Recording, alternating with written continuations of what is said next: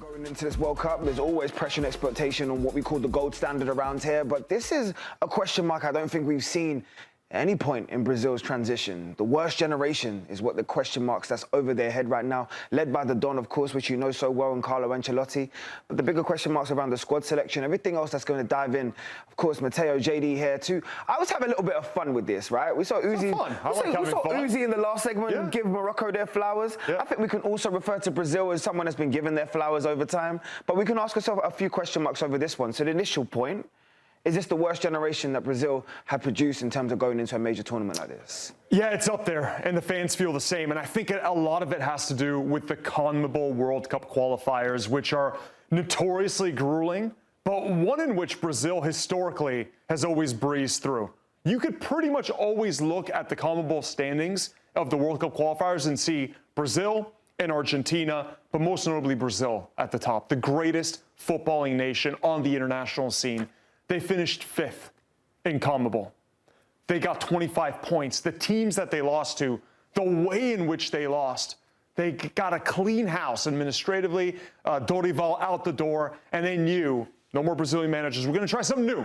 We're going to go for Don Carlo, one of the greatest managers of the 21st century, someone that knows what it's like to be in the dressing room with superstars, how to get them to play cohesively. He's dealt with the biggest egos in world football, and he's got a few superstars on this team. However, there's weaknesses. And I think something historically that we've seen with Brazil is that they didn't just have world-class players, JD. They had generational world-class players. What's the difference? Generational stars, players that come around maybe every 10, 20, 30 years, maybe that we never see again. How many players on this team do they have that we could classify as generational? Is Vini Jr. generational? Maybe. He was close to winning the Ballon d'Or. Probably should have. A lot of people think he should have. But other than that, we're not seeing that level of quality across the board. Well, let's have a look as to why Brazil were referred to almost as that generational nation that always produces players of an all-time standing. Of course, they lead all countries in terms of the World Cup winning titles. You've seen the amount of games they played in this. If we were doing a point system, of course, 247 points across the board. You can see only Germany, Argentina, Italy even rivaled them in regards to multiple titles, and France as well needs to be referred in that. England and Spain have showcased some of their greatness. But we talk about transition. Of course, Pelé burst into the scene as that teenager that really starred and showcased what he could do in the late 50s. And then we saw what he did in terms of the continuation of his greatness throughout his own career. Arguably the greatest goal scorer of a generation, and what we refer to as the Brazil golden era. Then the era that they're missing in between is, of course, the Zico era, the late 80s, where we saw the back-to-back winning for Brazil and how sensational they were. Before, again, we were amazed at the turn of the 90s with Romario, who was sensational in his own right, before we took it to another echelons in R9 in 2000, and of course the brilliance that he did in 98 as well. I love looking through history because I do believe that you need to know where you came from in order to then refer to where we're going. But look at their recent results. Since then, it's been disappointing upon disappointment. We, of course, know some of these referrals in terms of the quarterfinal disappointments in 06 and 2010. 2014 holds its own moment in terms of where I've always said their aura was changed forever in terms of with that 7-1 defeat that we saw, and they crashed out of a major tournament. And then since then, it's plateaued. We've seen 2018, again, disappointment, not only making it to the final 8, and 22 replicating that same result again.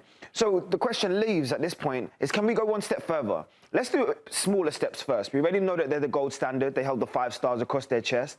But can this Brazil team, after looking what they did in the qualifiers, can they now ramp it up in the big moments, turn on the heat, and potentially even get their 6th star? I don't have them there. I had them borderline top 5 team, 5 or 6. I think you can make the case that Portugal should be in the top 5 ahead of Brazil, which is unfathomable. Brazil goes into every World Cup, usually is the favorites, or maybe the 2nd best team. This is the first time I can remember that they've been this low even with the bookies. So let's talk about strengths. What are the strengths of this team? Obviously the wide areas, Rafinha, Vini Jr. That's probably a massive strength. The center back tandem, Marquinhos, Gabriel Magalhaes, arguably the best center back in the Premier League with Arsenal, also title-winning player. Bremer as a 3rd choice, probably the best center back in the Serie A. So the center back situation is great. The winger situation is great. What are the weaknesses? The fullback situation. Now with Wesley of Roma being hurt, they actually didn't even call up a fullback. They called up Ederson from Atalanta. So they didn't even go like for like. They are paper thin at fullback. The two expected starting fullbacks today are a 34 and a 35-year-old in their twilight in Alexandro and Danilo. Okay, they've been doing good domestically in the Brazilian league, right? But man, these players felt like they were in the European scene a long, long time ago. So against all the tricky, young, explosive wingers that you're going to face in this tournament, that could be a real area of concern. And also, a lot of the aging players in the spine. You know, Casemiro, are you going to be able to count on him and his legs for 90 minutes in these insanely humid and hot conditions throughout North America? Fabinho, players that are past their prime.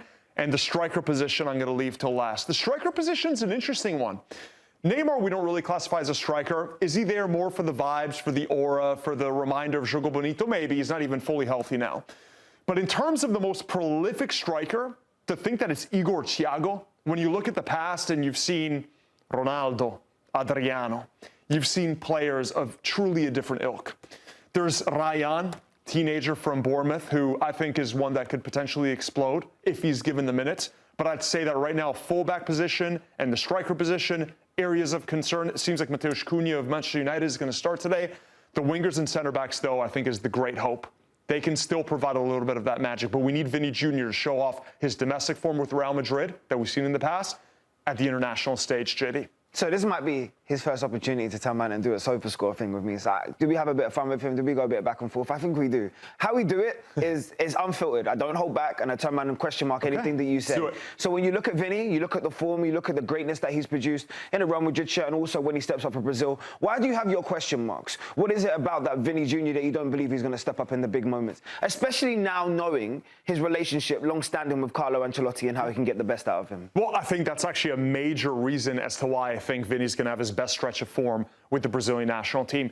He didn't have his best season with Real Madrid. It was a tumultuous season as well. Manager sacking Xabi Alonso out the door, not getting any major titles, despite having Vini and Kylian Mbappe and obviously a star-studded attack. But Vini in the past, right, when he lost the Ballon d'Or at the end to Rodri, he was expected by a lot of people to win the Ballon d'Or. So this is still a Ballon d'Or worthy contender, a player that at his peak is at that level.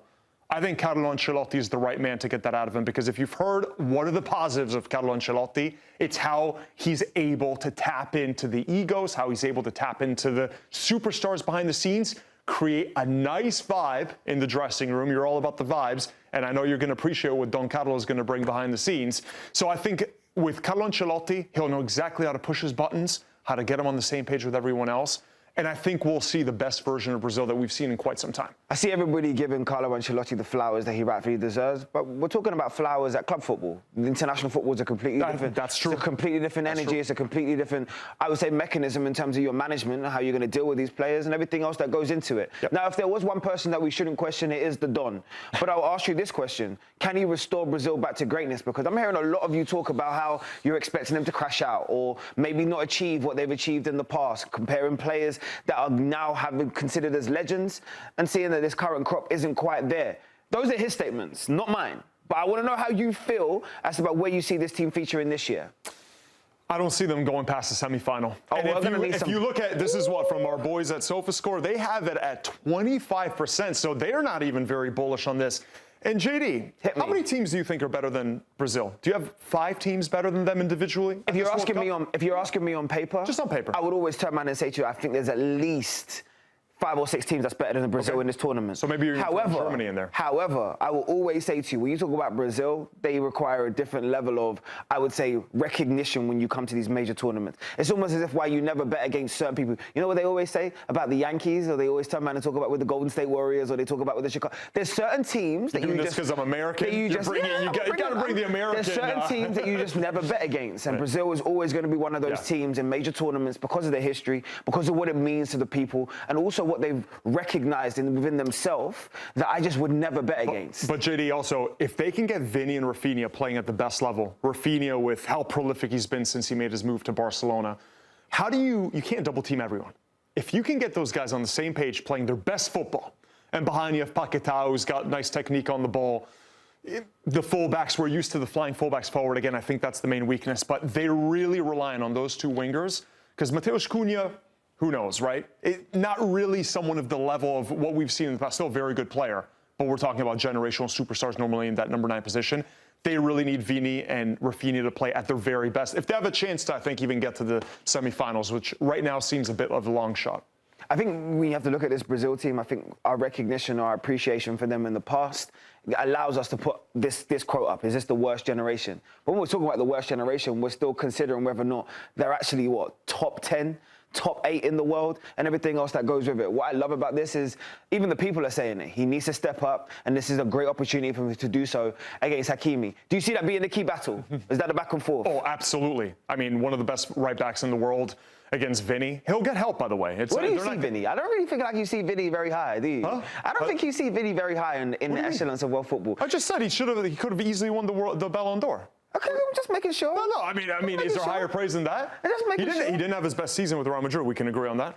I would say there was inconsistencies, but I don't think anybody in the Real Madrid shirt had a best season. Exactly. But I don't see the same question marks, for example, if we were to talk about Kylian Mbappe today. You wouldn't have those same question marks as whether or not Kylian was going to turn up for France. Oh, so why is you there didn't ask me about Kylian. So why is there the question marks in regards to Vini? Well, because I think you have to look at qualifying, and it's natural that when you finish 5th, when you lose to, let's see, Bolivia, Uruguay, Colombia, and Paraguay, granted it was with a different manager, but still, it's normal to have questions after the qualification run that they had in South America. I mean, at one point, people were thinking, like, imagine they don't make it. Imagine Brazil don't make it to a World Cup.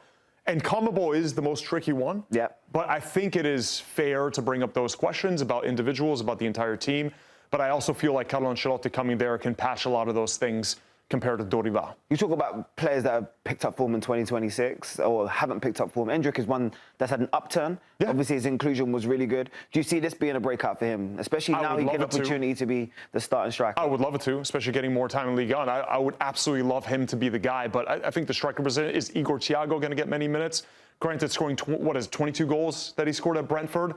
Does that transit to the national team? Is he even going to get the chance to shine? I'm not sure. I want to see Ryan, though. I really like Ryan. I think he's definitely one for the future, and Brazilian fans are really excited about him. He's only, 19 years old? So they're looking for that great hope coming out, who's very young. Maybe he can be the guy.